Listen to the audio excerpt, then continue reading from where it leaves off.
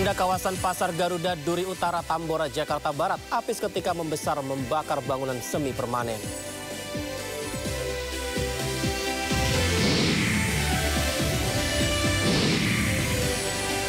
Roy Suryo CS mendatangi Polda Metro Jaya mendesak dilakukannya gelar perkara khusus kasus tudingan ijazah palsu Jokowi.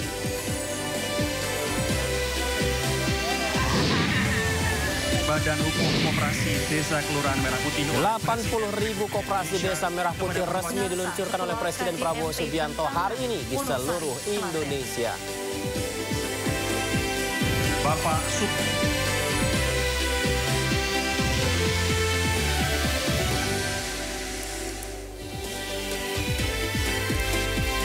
Halo pemirsa, Presiden Prabowo secara eksplisit menuding demo Indonesia Gelap tidak independen, melainkan hasil pendanaan dari para koruptor yang ingin mempertahankan kepentingan mereka. Apakah tudingan ini akan membuka fakta sebenarnya atau justru menambah ketegangan politik yang sudah ada? Saya Yudi Handoyo, Anda menyaksikan Sunda Sore.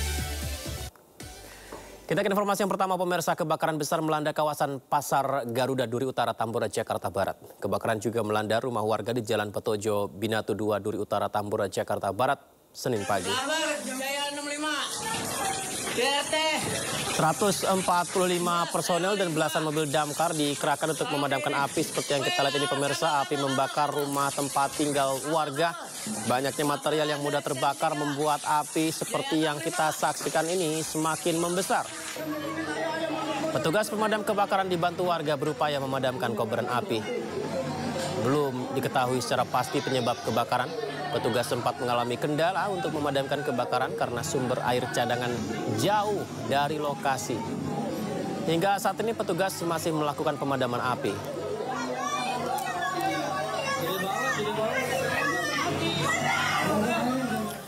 Pemirsa, tim DVI Rumah Sakit Bayangkara Polri telah mengidentifikasi 4 jenazah korban kebakaran yang terjadi di Bukit Duri, Tebet, Jakarta Selatan. Keempat jenazah akan diserahkan kepada pihak keluarga. Kepala Rumah Sakit Polri Kramat Jati Brigjen Pol Prima Heru menyampaikan proses identifikasi telah dilakukan melalui sidang rekonsiliasi oleh tim DVI. 4 korban teridentifikasi melalui pencocokan data gigi serta pemeriksaan properti atau barang pribadi yang melekat pada tubuh korban. Keempat korban merupakan anak-anak perempuan yang berusia 3 hingga 11 tahun. Telah menerima 4 kantong jenazah, kesemuanya dalam kondisi hangus terbakar. Jumlah korban yang dilaporkan oleh pihak keluarga sebanyak 4 orang. Hasil sidang rekonsiliasi memutuskan 4 korban yang dilaporkan telah teridentifikasi dengan rincian sebagai berikut. Kantong jenazah dengan nomor 0044 Romawi 7 2025/ML cocok dengan data antemortem nomor 004. Teridentifikasi sebagai Putri Lavina, perempuan 13 tahun. Saya ulang lagi, 11 tahun. Teridentifikasi berdasarkan pemeriksaan gigi. Yang kedua, kantong jenazah dengan nomor 0045 Romawi 7 2025/ML cocok dengan data antemortem nomor 001 teridentifikasi sebagai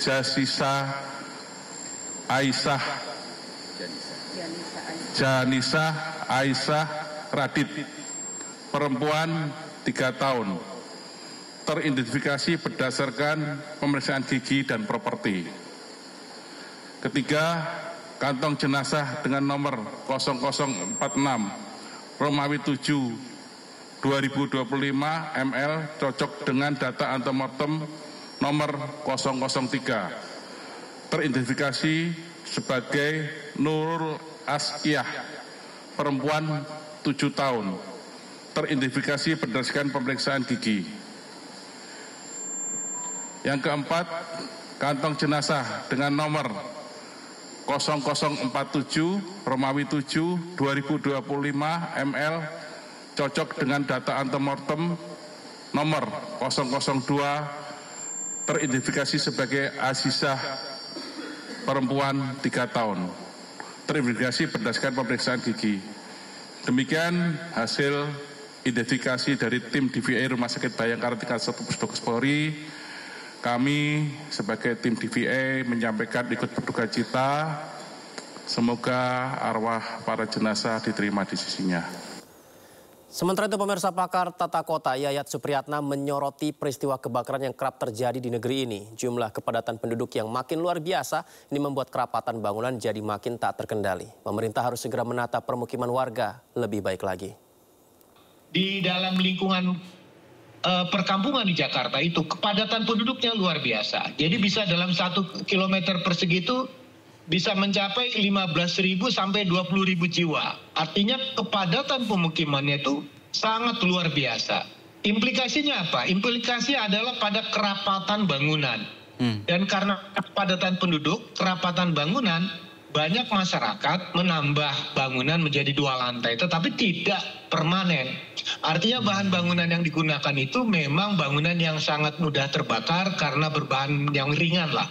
Yang kedua yang menjadi persoalan besar adalah kalau penyebab kebakaran itu adalah faktor listrik, tentu menjadi pertanyaan bagaimana sebetulnya teknik pemasangan instalasi listriknya. Nah, ini harus kita maklumin karena bangunannya tidak permanen, tidak terstruktur. Jangan-jangan memang dalam penyambungan pemasangan instalasi listrik itu aspek keamanannya agak sering terabaikan. Contohnya misalnya, kalau tiba-tiba ada penambahan bangunan atau penambahan fungsi lantai lain sebagainya, kabel listriknya ditambah tapi pengamanannya tidak maksimal. Contohnya misalnya NCB-nya tidak mendukung penggunaan yang lebih banyak digunakan. Kedua, pada standar peralatan yang digunakan. Jangan-jangan tidak sesuai dengan SNI. Kemudian yang ketiga, pada aspek misalnya penyambungan. Karena rumahnya padat, ini otomatis akan membuat kondisi pengamanannya tidak maksimal. Dan yang lain yang seperti kita lihat seperti gambar-gambar yang ditunjukkan selama ini, hampir bangunan satu dengan lainnya menyatu karena begitu padatnya bangunan. Pemirsa, lagi-lagi kebocoran gas LPG memakan korban. Di Durensawit, Jakarta Timur, seorang ibu rumah tangga mengalami luka bakar usai ledakan gas dari tabung 12 kg. Ledakan gas juga membuat 2 rumah porak-poranda. Ya, seperti inilah situasinya.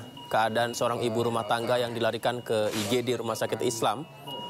Ibu ini mengalami luka bakar serius di seluruh tubuhnya. Korban terluka akibat ledakan yang dipicu kebocoran tabung gas di rumahnya di Jalan Wijaya Kusuma 2, Malakasari, Durensawit, Jakarta Timur. Akibat ledakan gas berukuran 12 kg ini, 2 bangunan rumah porak-poranda serta beberapa lainnya juga terdampak. Sebelum meledak, warga sempat menghirup bau kebocoran gas dari dalam rumah. Petugas kepolisian sektor Durensawit yang tiba langsung memasang garis polisi di rumah tersebut.